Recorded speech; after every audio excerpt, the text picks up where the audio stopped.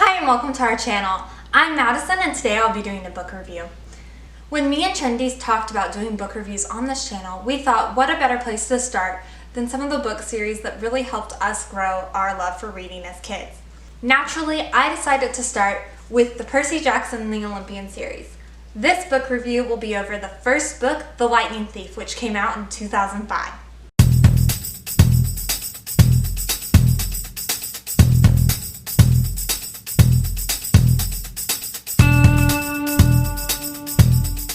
The reason I love these books so much is because the main character is a dyslexic and I'm dyslexic. I grew up being pulled out of class all the time and getting made fun of by kids because that was just something that made me different. These books really helped me feel more special than weird about having dyslexia, and I think these books really made dyslexia more normal for the kids in my grade because everybody had to read it. They understood that it wasn't something to be weird or made fun of. It was actually something that could be quite cool. I will be dividing this review into 3 sections: non-spoilers, spoilers, and foreshadowing. And in this foreshadowing section, that is where I will be spoiling the rest of the series. We will be starting off with our first section, the non-spoiler section. The Lightning Thief follows 12-year-old Percy Jackson as he discovers that his father is a Greek god. Because his dad is a Greek god, there are several different myths tied in throughout the story. So whether you love and know everything there is to know about Greek mythology, have no earthly clue, or you learned a little bit about it in school and just forgotten everything, these books are great because you can follow along with Percy and learn more about these myths, and they are educational about the Greek myths. These books also follow the Greek myth pattern as to the quest is here and they get a little sidetracked getting here. It's almost like they're chasing a rabbit. That's very common in Greek mythology, and so I think Riordan did a really great job including that into his book, and it also gives you more monsters to learn more about so that you know more about the Greek mythology world. One of the reasons I think this book still resonates with kids today, 15 years after it was written, is because the main character is so relatable. Percy has dyslexia, he has ADHD, his home life's not great, he's not the most popular kid at school. And so I feel like several different types of people can relate to that character. Alright, that's it for our non-spoilers, so we will be going into our spoiler review now. So like I said earlier, I've read this book before. I've read this book several times actually, so I know what was coming while I was reading this book. I'm also an adult now, which is not the target market for this book. When I was reading it, I was sitting here going, how did people not realize who Percy's dad is? I mean, you have Nancy getting pushed into the fountain, the fact that his dad set sail and never came back. Then you have the whole incident with the bathroom and Clarice. The only thing he excels at Camp Half-Blood is canoeing. And then you have the sword fight with Luke, where he pours the water on his head and he gets this burst of energy. Those things are there for people to start catching on. But I know for a fact when I was in 6th grade, there were several people that were like, I thought his dad was gonna be Zeus. And I'm like, me as a 22-year-old looking back on it, am like, why? I really enjoyed reading this book and getting to see Percy grow into his powers. Later on in the series, we kind of lose that, but right now it's kind of like Percy blacks out and then Nancy's in the fountain. And then you see him going, I'm not going to stick my head in the toilet, and the water just reacts for him.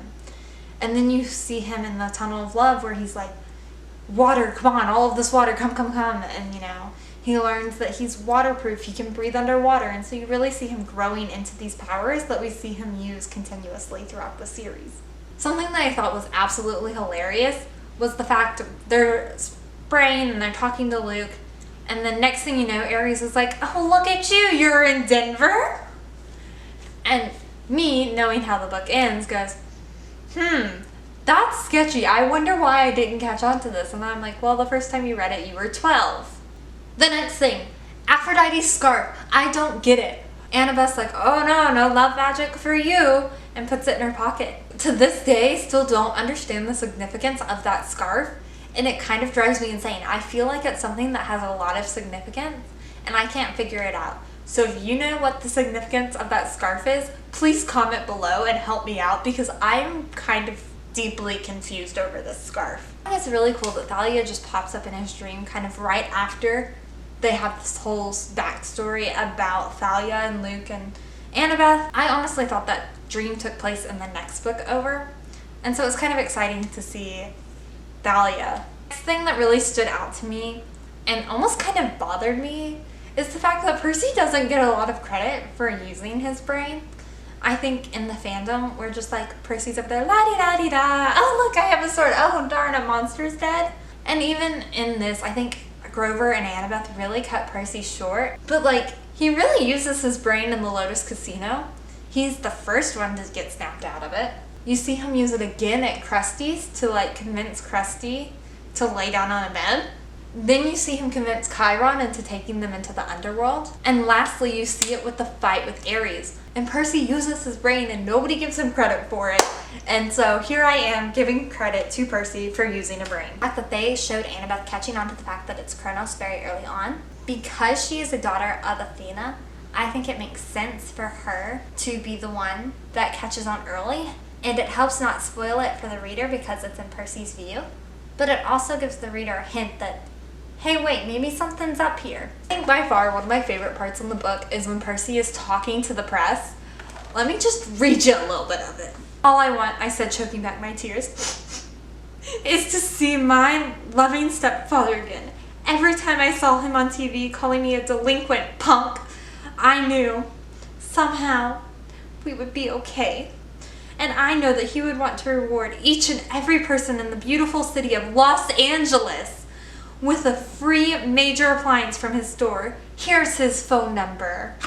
Holy cow, that kid using his brain again. That's hilarious and such a great way to get revenge on Gabe. Alright, we will be entering our last section, which is the foreshadowing section. This section might spoil some of the other books down the line in the Percy Jackson and the Olympians series. So if you haven't read all of those books and you don't want any spoilers, thank you so much for stopping by, but we will see you next time. Literally the first story we hear talked about, like Greek mythology wise, is Kronos eating his children. So we're immediately introduced to Kronos, who at the time we don't know has a major part to do with the series. And then again, we have Chiron talking to Percy later on when he's at camp, and he's like, yeah, there was the Golden Age. And like, yes, everything's immortal. They don't die. They're still there. Also, the Golden Age was really bad. Like, Kronos wasn't a good leader. We shouldn't follow him. Then we have the group talking about the Helm of Darkness at the Golden Arch, which is giving us that background. It's not really foreshadowing anything, but it is giving us that background so that when the helm comes up later, we understand what the helm is. We have Luke encouraging them to go on their quest. It's like, oh yes, yes, yes, please, please, please, forget all of those doubts that you are having, and you just keep going, keep going. It has to be Hades. Also, you wearing those shoes, Percy? Good, I'm so glad I'm helping. Oh yes, yes, Percy, go to Hades, go to Hades. And like I said earlier, then Ares immediately shows up and he's like, oh yes, go to Hades, go to Hades. And you also have him being like, yes, my father Zeus sent me out, and if I can't find that bowl, nobody can. And it's like, well, you did find the bowl. But you know, Percy, your mom's being held hostage, so stay mad at Hades. And then we have the pearls when they pop up, and Annabeth is like, there's no such thing as a free lunch. That's a Greek saying. Translate it super well. Yeah, well, that's foreshadowing to the fact that his mom doesn't get to come with them. So you have them down there, and Percy's like, man, my backpack got heavy. Wow, it's still heavy. And so I think that was kind of cool to be like, oh, it's heavy, it's heavy. I'm sorry, I'm weird. And lastly, but not least, we have Annabeth foreshadowing them taking off without a quest in the next book. She's like, we'll go looking for Luke, and if they don't give us a quest, we'll just go on our own. Well, what happens in the next book, little missy? You and Percy just take off on your own. I think that Rick kind of knew what he was doing and where he was going. And so I think as we keep continuing into these series, we will continue to see more and more of this foreshadowing. I will be reading the rest of the series, and so I will be uploading book reviews, maybe not every week, but every so often. So if you want to keep up with those, you can go ahead and subscribe. But if not, that's cool. Just check in every now and then, and there might be a new Percy Jackson book review up. Thank you so much for watching.